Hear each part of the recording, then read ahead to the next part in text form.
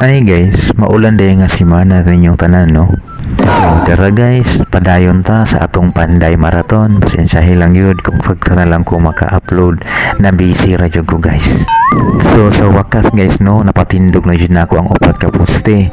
So dara guys, makita ninyo dira no ang sukod sa porma sa atong himuon nga labahanan. So kung makita ninyo guys no, ang kanang sa right side nga poste is 8 feet. Ang sa left side pod is 7 feet. So ning lapas o 1 foot ang poste gamay, so ato na siyang gabsan no. So ang next step ani guys no is magbutang na ta og isa ka 2x3 pababag siya diha guys. So inyong kahoy gamiton guys sa pagbabag ni, make sure nga lapas na siya og 1 foot away sa poste. Kay mauna na siya guys inyong bulada, so para inig ulan dili ingon nga morag taman ra sa poste inyong atop, mulapas na siya gamay.